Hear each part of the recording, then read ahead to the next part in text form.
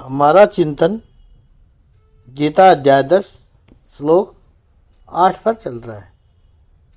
निर्विकारता, निर्विकारता के ऊपर हमारा चिंतन चल रहा है। आप देखिए, एक सुंदर पुष्प को देखा, ये विषय है, पुष्प ऑब्जेक्ट है, तो मन में विचार क्या आता है? सबसे पहला सुंदर है, चलो अच्छी बात है, सुंदर है, आकर्षक है, ओबियसली आकर्षक भी है। अब इसका क्या करें? पुरुष होगा तो सोचेगा कोट के बटन पे लगा लें, प्रेमी या प्रेमिका को, पत्नी को जा कर के देवें, वो अपने बालों में लगा लेगी। इस सुंदर पुष्प को देखकर इसको बनाने वाले परमात्मा की याद आती है कि यह पुष्प यदि इतना सुंदर है तो इसको बनाने वाला कितना सुंदर होगा। यह विषय यदि हमें वासुदेव की ओर ले जाए तो उस विषय का सार्थक्य है और हमारा सामर्थ्य है। यही आध्यात्मिकता है। यह पुष्प यदि हमें विकार की ओर ले जाए तो उसमें यह विषय भी अधोपतित हुआ और हमारे विचार भी अधोपतित हुए। विषय वासुदेव की ओर ले जाए, इसे निर्विकारिता कहते हैं। मनुष्य के आध्यात्मिकता का लक्षण है कि वो कितना निर्विकार हुआ। वो विषयों की ओर से, वासुदेव की ओर से, विषयों की ओर से वासुदेव की ओर कैसे जाता है? वो उसकी आध्यात्मिकता का प्रमाण है। विषय तो रहेंगे, आप विषय को जुटला नहीं सकते। स्वादिष्ट भोजन करने बैठे हैं, अच्छी बात है, भोजन स्वादिष्ट हो, उसकी प्रशंसा भी करो, लेकिन उसमें फिर वासुदेव याद आने चाहिए। आज ठाकुर जी को यह प्रसाद लगा है, मेरे लिए दही बड़ा बनेगा या फिर ठाकुर जी को भोग लगाने के लिए दही बड़ा बनेगा, बस अंतर इतना ही है। वही स्वादिष्ट दही बड़ा लोग लेंगे, लेकिन ठाकुर जी के प्रसाद के रूप में लेंगे। यह निर्विकारता है। तीसरी बात है निशोकता। जितना व्यक्ति आध्यात्मिक बनते जाता है उतना उतना उसके जीवन में से शोक कम होते जाते हैं, दुख कम होते जाते हैं। चौथी बात है निश्चिंतता। ये चिंता चिता के समान है। सभी के जीवन में कोई न कोई चिंता रहती है। चिंता का होना ही परमात्मा के प्रति अभाव का प्रमाण है। माँ की गोद में बालक बैठा हो और विचार करे कि मुझे खाना मिलेगा कि नहीं मिलेगा। अरे माँ पास में बैठी है और तू भोजन की चिंता कर रहा है। तेरे भोजन की चिंता तुझे नहीं करनी है, माँ कब से कर चुकी है। इतना ही नहीं, उसकी व्यवस्था, उसका प्रबंध भी हो चुका है। मम्मी के साथ मौज मस्ती, पिकनिक में बच्चे जाते हैं तो माँ खाने पीने का पूरा सामान लेकर चलती है। हर फंक्शन के हिसाब से कपड़ों की पूरी पैकिंग करके चलती है। जैसे बच्चे गाड़ी में बैठते हैं, ट्रेन में बैठते हैं, तुरंत कह देते हैं माँ भूख लगी है। माँ एक बड़ा सा खाने का डिब्बा साथ में लेकर चलती है। मसाले वाली पूरी, पेठा, सुवाली, अचार, बिस्किट, नमकीन, लड्डू, पेड़े, पता नहीं कितना कुछ बना कर लेकर चलती है। उस वक्त चॉकलेट का ज़माना नहीं था। बचपन में हमने चॉकलेट देखी भी नहीं कि चॉकलेट क्या होती है। हर 2 घंटे में भूख लग जाती थी ट्रेन में, 2 दिन में पूरा खाना चट कर देते थे। माँ 3 दिन पहले से ही तैयारी करती थी खाना बनाने की। संसार की एक माँ यदि अपने संतानों को इतनी चिंता करती है तो जगत की हमारी माँ, हमारे प्रभु हमारी चिंता नहीं करते होंगे। जब दंत न थे तब दूध दिए, अब दंत दिए तो अन्न न देंगे। चिंता क्यों करते हैं हम? ऐसा होगा कि नहीं? छोड़ो, हमने हमारा कर्म सर्वश्रेष्ठ रूप से किया है। जिस समय वो कर्तव्य निभाना था वो कर्तव्य हमने योग्यता पूर्वक निभाया है।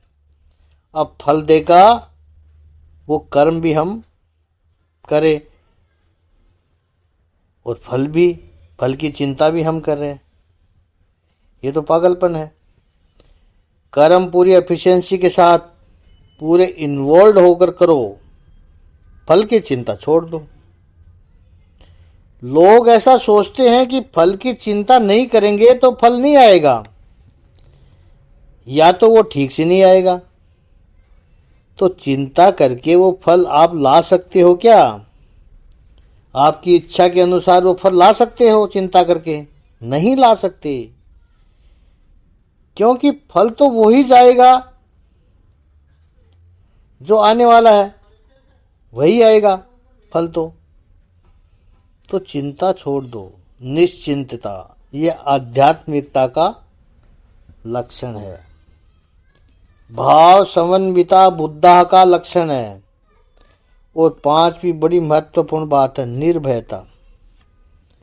इसलिए भगवान ने 16वें अध्याय में देवासुर संपत विभाग योग में देखिए आप लक्षण जो बताए हैं, उनमें सबसे पहला लक्षण कहा अभयम। अभयम से त्वं शुद्धिर ज्ञान योग व्यवस्थिति।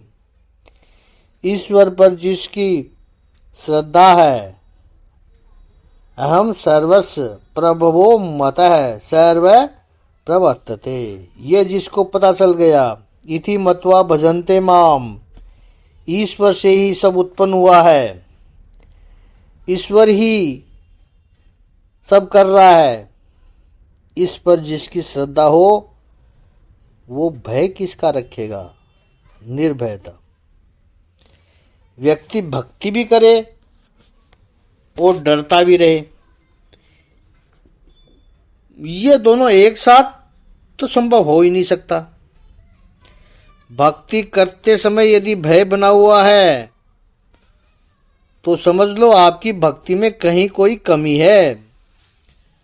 उस भक्ति पर आपको रीथिंकिंग करना पड़ेगा, पुनर्विचार करना पड़ेगा। भक्ति और भय दोनों एक साथ में नहीं रह सकते, क्योंकि भक्ति का आधार है प्रेम। जिससे प्रेम करते हो उससे भय कैसा भला? और जिससे डरते रहोगे उससे प्रेम कैसे करोगे? Love word fear can never coexist. भजन्ते माम, भजन्ते यानी प्रभु का नाम सुमरन निरंतर, ये समय बना रहता है, निरंतर बना रहता है, हर समय बना रहता है। जैसे नाम का सुमरन होता है, ऐसे भगवत स्वरूप का चिंतन होते रहता है, भगवत स्वरूप का ध्यान होते रहता है। तीसरा, भगवत लीलाओं का, भगवत कथाओं का श्रवण होते रहता है। यह प्रेम का लक्षण है। जिससे भी आप प्रेम करते हो उसके बारे में सुनने की इच्छा निरंतर बनी रहती है। कहीं से भी उसके बारे में सुनाई पड़े, कान तत्पर रहते हैं। चौथा का भगवत संबंधी ग्रंथ का पठन और पाठन, यानी पढ़ना और पढ़ाना, इसमें आनंद आना चाहिए। यदि माम भजनते हैं तो आनंद आना चाहिए। और पांचवा, अंतःकरण, हृदय प्रभु की ओर निरंतर खींचा चला जाता है। यदि किसी कारणवश मन को कहीं और लगाना पड़े, या तो उसकी विस्मृति हो जाए प्रभु की, तो वो कांटे की तरह चुभता है। क्यों मुझे मेरा मन ईश्वर से दूर ले जाना पड़ रहा है? क्यों ऐसी परिस्थिति निर्माण होती है कि मैं परमात्मा से दूर हो रहा हूं? और ऐसी विस्मृति बड़ी पीड़ादायक होती है। ये माम भजनते की स्थिति होती है। और ऐसी जब माम भजनते स्थिति आती है, एक क्षण भी दूर होना पीड़ादायक होता है। रामचरितमानस भक्ति का जब वर्णन करते हैं, मम गुण गावत पुलक शरीरा, गद गद गिरा नयन बह नीरा। ये बुधा भाव समन्विता है, उसकी सिद्धि है। तब जो एक अवस्था आती है, तब सृष्टि की ओर देखने का बहुत हल्दी एटीट्यूड बन जाता है। स्वस्थता जो हमने कही, समता, निर्विकारता, न मैं कुछ करता हूं न दूसरा कुछ करता है। जब बुधा भाव समन्विता की स्थिति में आते हैं, तब ऐसा समझने में आता है कि कोई कुछ नहीं कर रहा है, बस हो रहा है। बेकार में हम इन्वॉल्व हो जाते हैं। और जब ये पता चलता है कि सब ईश्वर ही करता है, मतः सर्व प्रवर्तते, तब परमात्मा में भक्ति स्थिर होती है, श्रद्धा निर्माण होती है। और ऐसा व्यक्ति फिर बुधाहा, द मैन ऑफ विजडम माना जाता है, ज्ञानी माना जाता है। और याद रखना है कि बुद्ध पुरुष के जीवन में भाव समन्विता बुद्धाहा, भाव का समन्वय, ज्ञान और भाव का समन्वय होता है। आप देखिए, केवल ज्ञानी होगा वह शुष्क हो जाता है, ड्राई हो जाता है। आपने देखा होगा, कई लोग ज्ञानी तो बहुत होते हैं, कई ग्रंथों को, पुस्तकों को उन्होंने पढ़ा है, दिमाग में भर के रखा है, वेदांत की बड़ी बड़ी बातें करेंगे, ज्ञानी बहुत होते हैं, लेकिन उनमें भक्ति बिल्कुल भी नहीं होती है। वो कर्म भी उतने ही करते हैं जितनी उनको आवश्यकता है। क्योंकि जो एकदम ज्ञानी हो गया, वो कर्म क्या करेगा? उसका तो कर्म की व्यर्थता का पता चल गया उसको तो यही लगेगा कि कर्म बंधन निर्माण करते हैं। तो केवल ज्ञानी होगा वो व्यक्ति शुष्क हो जाता है, केवल ज्ञान की बातें करता रहता है, बाकी कुछ नहीं होगा उससे। ज्ञानियों, जिसे हम कहते हैं ज्ञानियों, ड्राई हो जाएगा, इमोशन बिल्कुल नहीं होता उसमें। केवल कर्म वाला व्यक्ति मजदूर बन जाता है, ड्रेजी करते रहता है, कर्म कर्म कर्म कर्म करते रहता है। कहेगा क्या होता है? ज्ञान से क्या होता है? भक्ति से क्या होना है? बैठ के तालियां बजाते रहो, कर्म करो, दुखियों की सेवा करो, भूखों को भोजन खिलाओ, मरीजों की दवा दारू करो, समाज में शिक्षा का विस्तार करो, तो केवल करने वाला व्यक्ति ड्रेजरी करेगा, मजदूर बन जाएगा।